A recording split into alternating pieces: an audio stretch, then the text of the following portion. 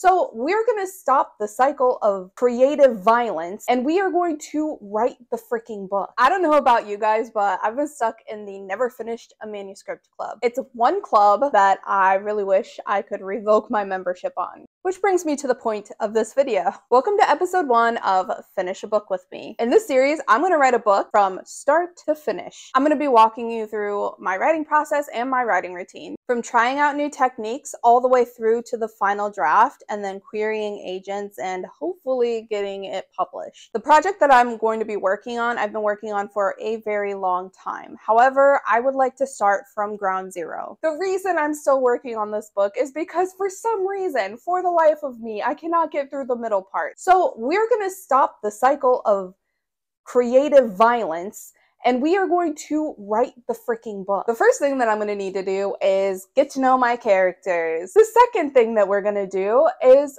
plot the book. And by plot, I don't mean plot because I am not a plotter. I am 1000% a pantser. That's just how I've always been. I feel like plotting kind of takes the fun out of it for me. What I am going to do though is write down all of the things that I already know need to go in the book. I'm going to expand on those ideas and then hopefully at some point I will figure out how to connect them in the middle. And then lastly, and the most obvious, I'm just going to write it. Let's do it. All right, so the main character is going to be up first, and I'm going to finish that. I've got this template from Abby Emmons on YouTube. You can look her up if you want to. I'm going to go ahead and finish her character sketch. I'm going to insert a clip of me doing that, and then we're going to work on the other characters, and I will see you in a bit to tell you a little bit more about what my story is about. Okay, voiceover Charlie here. I'm just coming to you to kind of explain a little bit about what I'm doing with this character sketch.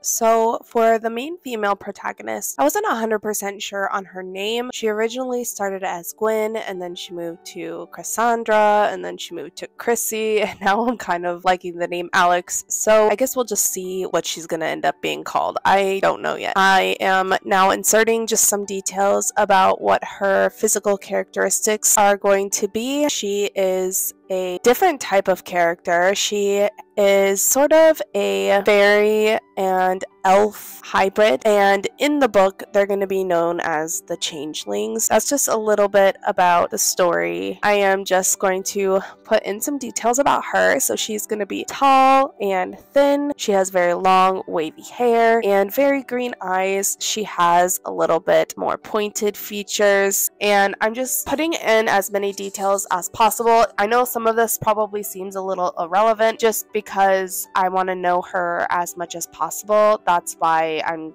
noting down every little detail that I can think of.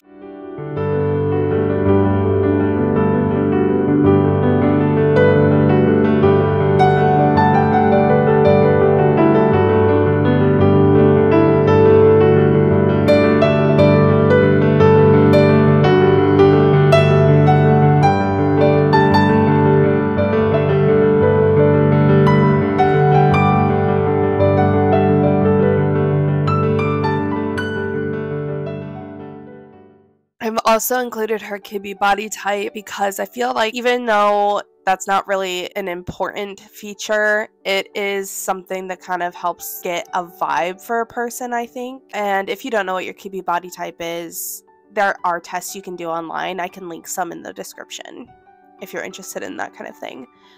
Now, again, I did get this template from Abby Emmons. You can get her templates for free, and I'll link her website as well in the description. Alright, now I'm doing the Enneagram test with Truity. I am putting myself in her mind for this, so I'm just kind of answering those questions how I think she would answer. Now, the main character, she starts off as someone who is pretty insecure. She doesn't really believe in herself. She's kind of made fun of because she looks strange compared to other kids her age. That's why this is important and why she's so insecure about herself. This is more just to give me an idea of how she'll react in certain situations when things come up. She is a type 9. 9s are people who just avoid having any type of confrontation. They believe that they're not capable of doing things that others are capable of. I'm actually going to stop there. So for now, enjoy some Pinterest.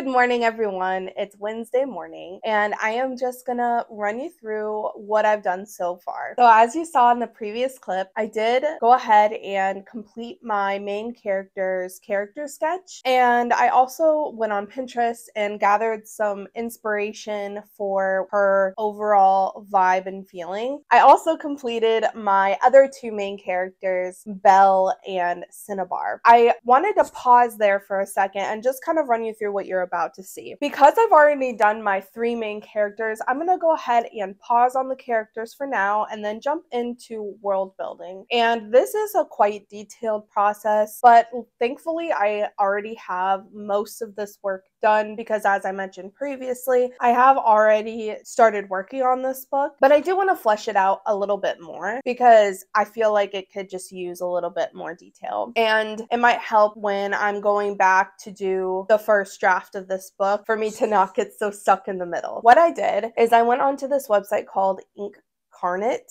if I'm saying that correctly, I'm not sure, and I created a map for the world that my story is based in. So that's where I started. But because I've already gone through and done most of the history of this world, I wanted to kind of run you through how I do that. The reason for that is because when watching other YouTubers, other author-tubers go through their process, I don't really hear them talking so much about world building, not necessarily in a way that makes sense or, you know, for someone who wants a more step-by-step process. So this is what I do. First, I take my initial idea, and usually when you have an initial idea, you kind of have a feel or a vibe for the story that you want to do. So for me, I'm doing like a dark fantasy vibe. It's definitely going to be very high stakes. This world has kind of a little bit of not like a gothic feel to it, but it's definitely really dark. So what I did was I went onto Pinterest and I found a couple of things that kind of fit in that vibe. The next thing that I did was I took a look into the types of characters that I'm going to have in my story. For example, in my story, I'm going to have witches, and the magic system in my story works a little bit differently than what you would typically assume magic to work like. For example, the witches in my story only have the power to siphon magic from other creatures that have that magic innately built into them.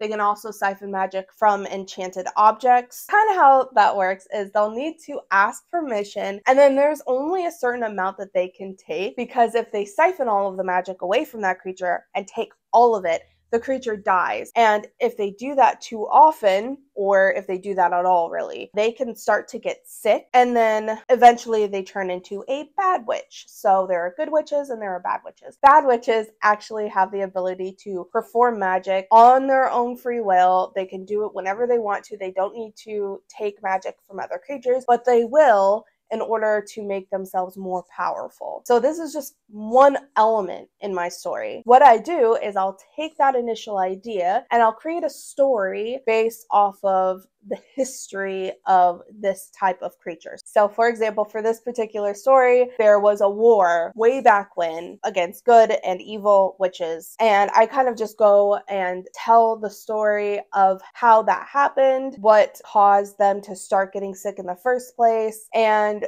I'll just go and I'll expand and I'll flesh out that idea until I feel like it's solid enough for me to move forward, and I'll then do that with the next creature, whether that be an elf or a fairy or whatever. And then what I also do is I'll create foods, I'll create games, I'll create music genres or different things that they do for fun or things that they need to do for a living, or I'll just create any element that you have today in your living life for my characters. And this is just how I start to world build. But then I'll also create a map of the world and just kind of show where the most important aspects of the story take place, just so I get a good idea of the flow of the story and where they'll need to go, which directions that they'll be moving in. I'll also create political systems, and I'll write all this down. I'll gather pictures, anything that looks as close as possible to what I'm imagining in my mind, I'll put all together in a Scrivener document. So far, you've seen me do character sketches. I've gathered elements for my story just for inspiration and to gather the overall vibe and feeling for the story and just kind of the theme as well. I have also created a map, and now I need to get started on expanding the world building elements. I did take a look at my old Scrivener document just to see what I had in there already, and there was a lot, but at the same time, there was really not that much. What I mean by that is there was a lot of crap. There wasn't a whole lot that I could use. This is perfect for the vlog because I'm gonna go ahead and just do everything from scratch, but I am going to use my old ideas or some of my old ideas to just kind of expand on the new ideas that I already have. I'm going to go ahead and get started on world building now, and I will see you guys in a bit.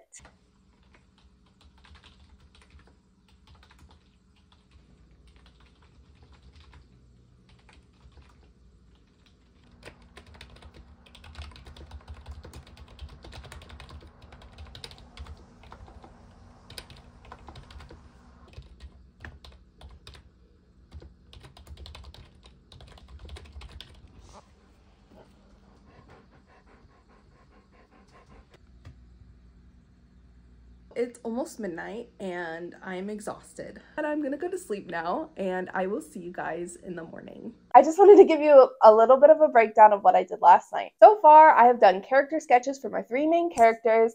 I have also gathered some elements and some inspiration on Pinterest, and I have created a map of the world that my story is going to be based in. I've also gone through and did a breakdown of the world building and just kind of fleshed out the setting for the story. And I wanted to talk a little bit about how to name your world, because this is something that I really struggled with personally. It was so difficult for me. Everything that I came up with sounded sort of kitschy and just kind of cliche, and I wanted it to be unique but also pronounceable, because nothing in this world drives me more insane than reading a book where I can't pronounce the names of anybody in the story. It drives me crazy. So much so that I just want to put it down. The point I'm trying to make is that naming things can be really hard. I already had an idea of what I wanted the world name to mean, but I was just having trouble putting together something that sounded nice. So I went onto Google and I just did a quick search for words that mean magical creature, mythical creature, things of that nature. And I came across a word. I can't remember what it is now, but I came across this word and I just shortened it and like put it in the name. I had to kind of mix and match some things around just to make it sound nicer. I landed on the Isles of Cirque. This world, as you can see with the map, it is surrounded by water. It sort of looks like an island, but it's actually pretty huge. The main portion of land itself spans across a couple hundred miles. And the Deadlands that you see in the upper middle portion of the map, that is also a couple hundred miles. It's quite a large realm, I guess. The characters are going to have to travel across long distances, which kind of reminds me that I haven't actually told you what my story is about. My story is kind of complicated and it's really hard for me to explain what it is, which is probably pretty bad because I'm supposed to be able to tell you what it is, especially if I'm going to query this book at some point. The problem is that there's a lot of different elements in it, and actually the story isn't just one book. I know already that the story is going to be a trilogy. As I mentioned before, I haven't really decided the name of my main character yet. We're just going to call her Chrissy for the sake of this video. This story follows Chrissy, who just before her 16th birthday, she starts having these dreams, and they're really realistic and vivid and visceral dreams, and she is concerned about them because they're very intense. And then one day she gets this wave of deja vu and one of her dreams comes true. It's her worst nightmare. She sort of has a panic attack and runs away from the situation, but while she's running away from the situation, she accidentally stumbles into a portal that leads her to a different world, and it's there that she discovers she's not exactly human and she has powers that she didn't know she had. The reality that she's known for her entire life is completely turned upside down. That's about as much as I'm going to give you on the story because I don't want to spoil anything. The next step in the process is to complete my cast of characters. I do already have my 3 main characters completed, but now I'm going to work on the side characters, and while I'm doing that, I'm also going to fill out some species information because there are going to be several different types of species that are located within the Isle of Cirque, and I need to make sure I know what those are and just kind of add in any sort of elements that I can gather for those, and I'm going to show you that now. But after that, it is time to start outlining.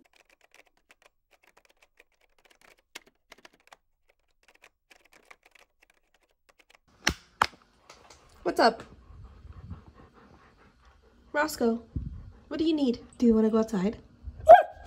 Oh, okay. Alright, now that is probably going to be the end of the video. In the next video, I'm going to be doing some plotting things. We're going to be doing the 3-act story structure, Save the Cat, and Story Genius scene cards. If you're interested in that kind of thing, be on the lookout for next week's video. Don't forget to subscribe and hit the notification bell so that you can follow along with this journey. Let me know what you think about my process in the comments below. I'd also really love to hear what you guys do. And if there's any method that you would like me to try, let me know and I'll see what I can do about that. Thank you for watching. As always, I appreciate you. Have a good holiday. I'll see you next time. Bye!